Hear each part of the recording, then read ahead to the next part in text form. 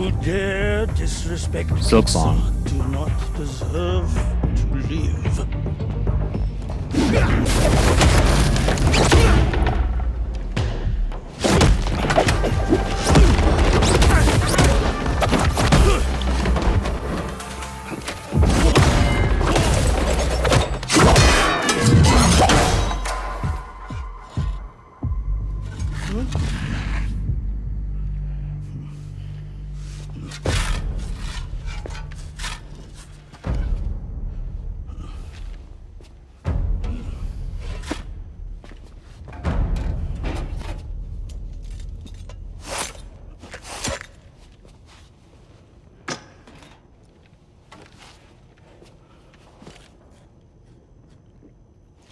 Goddamn.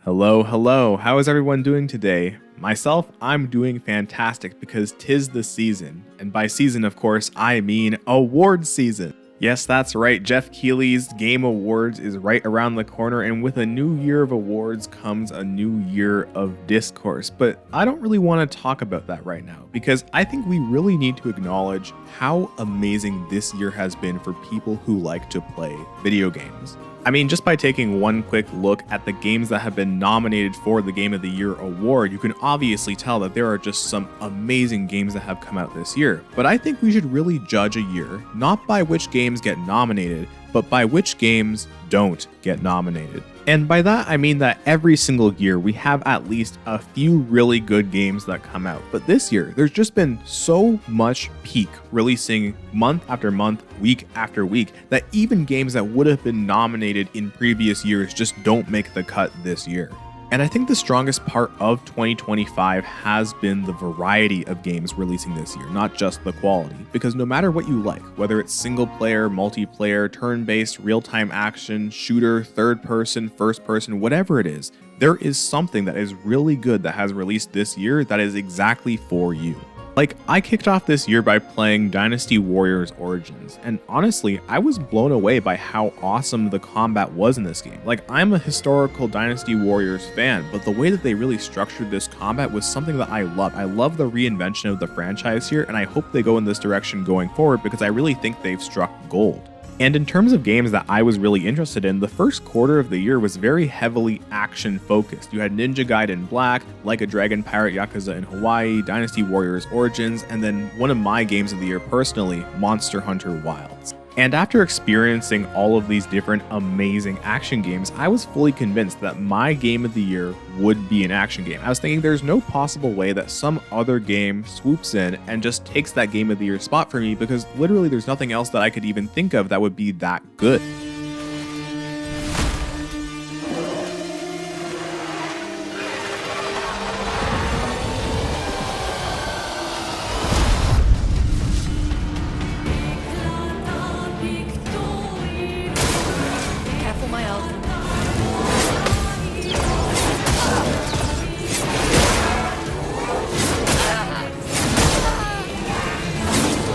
Clair Obscur Expedition 33 literally blew me away.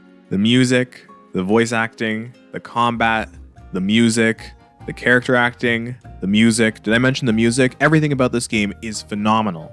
And I am definitely not alone in thinking this because currently Expedition 33 is the most nominated game of all time at the Game Awards. And not only that, it is also the highest rated game of all time from audiences on Metacritic. Both are insane achievements and both are from the critics and the audiences. Everybody loves this game. Just the release of Expedition 33 alone is enough to make this year a fantastic year for video games, and we aren't even halfway through the year yet.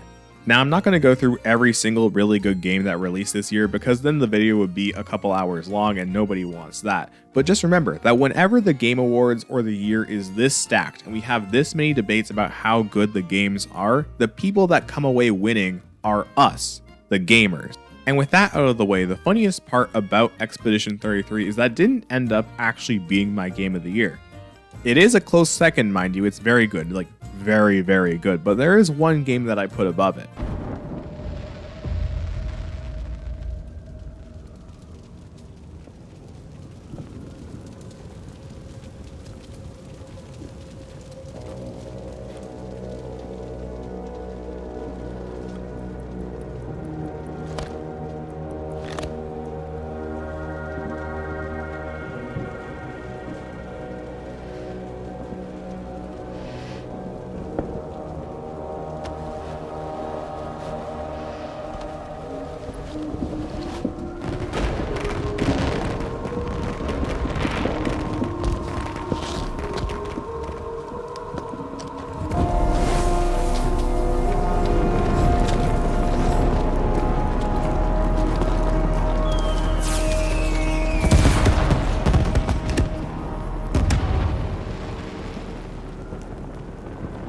Death Stranding 2 is my personal game of the year.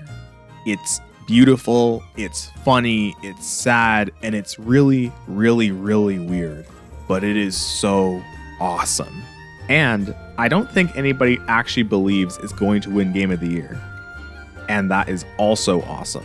Because while I love Death Stranding 2, and believe me, I absolutely adore this game, I am so glad that there is more of a spotlight being shone on indie and AA titles, because that is the direction that the industry needs to focus on. The fact that out of all of the games to come out this year, the one that ended up breaking the Nintendo Store, the PlayStation Store, and Steam was an indie game is a true sign of things shifting in the industry. I am so glad that the indie scene has been getting the recognition that it deserves, because a lot of the indie games this year have frankly been carrying the entire gaming industry on their back. Hollow Knight, Silksong, Expedition 33, Hades 2, Mega Bonk, Blueprints, the list goes on and on and on. There are so many incredibly amazing, incredibly high quality indie games coming out, and I'm so glad that the industry has finally decided to acknowledge their existence. So if you are wondering whether or not you should try out indie games for the first time if you haven't, I 100% give my seal of approval. Indie games are awesome. They are some of the best games that come out every single year. They're so full of heart and soul and passion, and you will feel it with every single one that you play. I can't recommend them enough. I think that when we look back on 2025 in 5, 10, or 15 years, we will remember this year as one of the best in video game history. And I know that come the Game Awards, all of us will be arguing about this game being better or that game being better, but at the end of the day, we can all recognize that this year has been phenomenal. And I'm so glad I can say that, right? I'm so glad that we live in a time where games are this good and they're coming out this often at such a high quality, and that indie games are being recognized and that AAA is being recognized. I'm just glad that gaming is good right now. Now, of course, one caveat is that I am saying this from the perspective as someone playing games. From the perspective of someone making games, it is entirely different, especially in the AAA space. I really, really hope that some of these bigger companies get their act together, and I really hope that their employees can do better for themselves, because the way that the industry treats game developers as it is right now is completely unsustainable and also unacceptable.